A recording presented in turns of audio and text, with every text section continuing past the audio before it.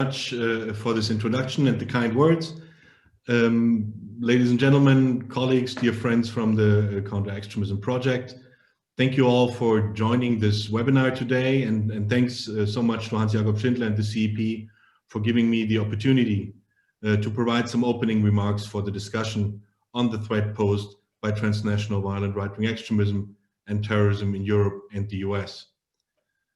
Looking back, as early as February last year, the German Minister of the Interior considered right-wing extremism the biggest threat to German public security. And in the course of that year, we heard similar statements from security agencies in Europe, for instance, in Denmark, but also in the US as part of the FBI's assessments. And even after the recent horrible attacks by Islamist terrorists in France, Vienna, and Germany, our Interior Ministry reiterated this assessment. This is a clear sign that right-wing extremism and right-wing terrorism that flows from it have gained critical weight, decisive momentum, and a sustainability as a serious threat that merit further attention of politicians, practitioners, and academia. However, we did not only witness a rapid rise in violent right-wing extremism on a national level, but we also saw a growing transnational connectivity between actors and groups on the far right. In fact, its transnational links are spanning common narratives, which are calling for cross-border unity of the so-called white race, and are being maintained, as was already mentioned, by international travel to music and martial arts, mixed martial arts events, as well as to marches, rallies, and joint training activities. And it's exactly this transnational connectivity, which is the reason why the Foreign Office and my division became more and more involved in the topic. But at the outset, we did not know enough about the structures, motivation of actions, and about individuals and groups from the right-wing spectrums when it comes to their cross-border activities. So the study we commissioned with CEP on transnational violent right-wing extremism and terrorism was for us a starting point, but it forms part of a larger process and deliberations within the Federal Foreign Office. When we commissioned the study in March of last year, it was important for us to demonstrate that the phenomenon cannot only be viewed locally, but that the connections of right-wing extremist networks have long since reached an international dimension. And that is why our involvement in the area of violent right-wing extremism and right-wing terrorism currently aims to raise the profile of the fight against transnational right-wing extremism at an international level.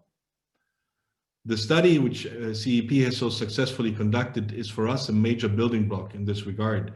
It provides a relevant and systematic research result and is an important working basis for researchers and think tanks, but equally so for political and legal practitioners.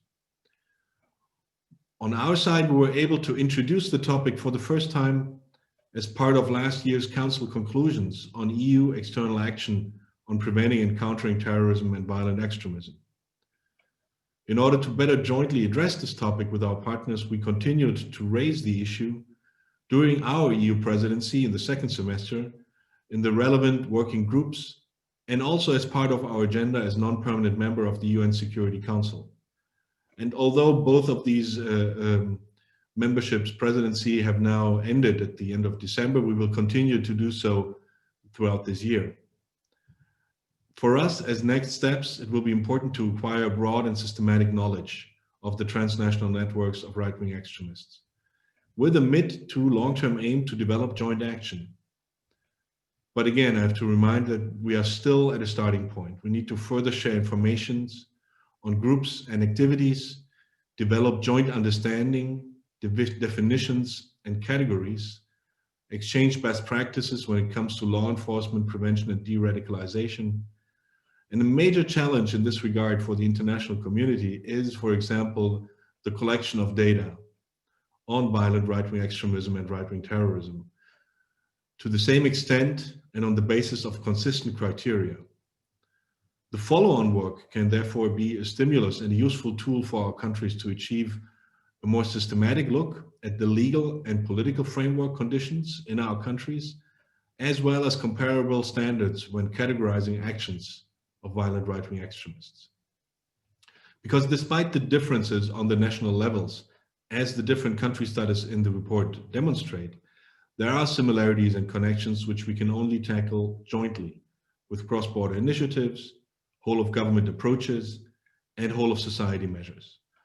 We are therefore very thankful to the CEP for organizing today's exchange and also the subsequent ones with such a variety of experts and actors in their respective fields. This is all from my side at the beginning. Thank you for your attention. Looking forward very much to the briefings by Jacob and Kasper, your questions, and a very fruitful discussion. Thank you.